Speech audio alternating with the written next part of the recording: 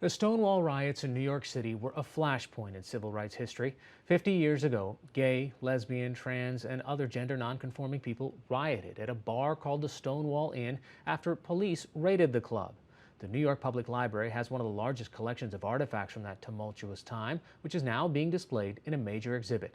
NewsHour Weekend's Yvette Feliciano spoke with the exhibit's curator about what is widely seen as the birth of the modern-day fight for LGBTQ rights. In its exhibit titled Love and Resistance, Stonewall 50, the New York Public Library is marking the momentous anniversary with never-before-seen photos and artifacts from an era that defined one of America's great fights for human rights. These are really some of the first demonstrations in the United States for LGBTQ rights. Jason Bauman curated the exhibit and is coordinator of the library's LGBTQ initiative. He says the events at New York City's Stonewall Inn undoubtedly changed the face of gay and trans culture and activism. The week-long uprising that began on June 28, 1969, brought to light systemic crackdowns on a culture that was not seen as socially acceptable. These kinds of raids were fairly routine at these clubs in the Village in the 1960s. Many of the bars that catered to gay and lesbian and also transgender patrons were illegal clubs because a bar could be shut down or lose its liquor license in the 1960s in New York if they had gay or transgender patrons. Demonstrations in '65 at The exhibition begins during the period before the historic rebellion, in 1965. You'd had this almost a decade of this political activism. There were also a number of riots before Stonewall around the country, at Compton's Cafeteria, at the Black Cat, and other establishments that leads up to it. One of the main attractions of the exhibit, rare photos by noted photographers Kay Tobin LaHusen and Diana Davies, who captured everyday life. So often multiracial, multi-ethnic couples, often also older couples, to show that LGBT relationships aren't these fleeting, illegal, clandestine things, but really that you could make a life together. Another section shows photos of pioneering demonstrations like this one from a 1965 march in front of the White House. So you have these activists from the 1950s and 60s who had a very kind of conservative appearance, who were often trying to find ways to slowly work within the system. But the exhibit demonstrates a change in the tone of LGBTQ activists after Stonewall, particularly in San Francisco and New York City's Greenwich Village.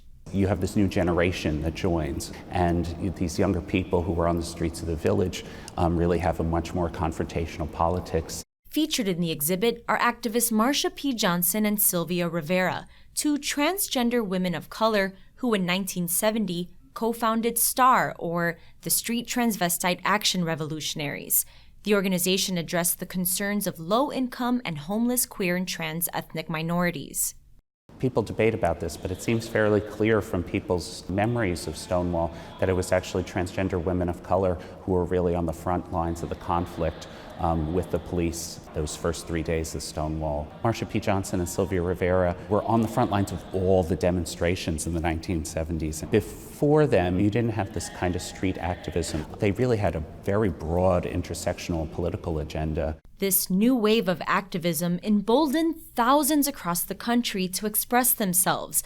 Dozens of organizations formed, including the Gay Liberation Front and Radical Lesbians. The exhibit also features magazines that existed before Stonewall that boldly brought people out of the shadows. They start putting real happy lesbians on the cover. Before that, lesbians would be depicted as killers, as mentally ill, as criminal, right, or suicidal. So to have this happy, out, well-adjusted human being, and full human being on the cover of a magazine as a lesbian is totally revolutionary. Another section titled Bars features invitations to dances, bars, and discos that blossomed after Stonewall. So you see in the activism, part of it is creating alternative nightlife, of creating these dances and all of these kinds of different alternatives to the police entrapment in the bars. So it is about creating these spaces for freedom.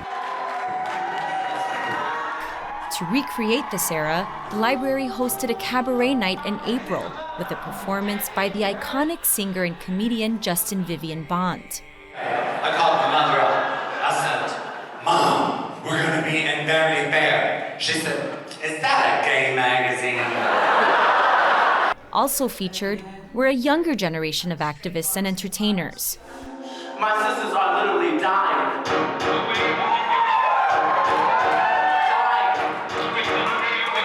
My sisters are literally dying.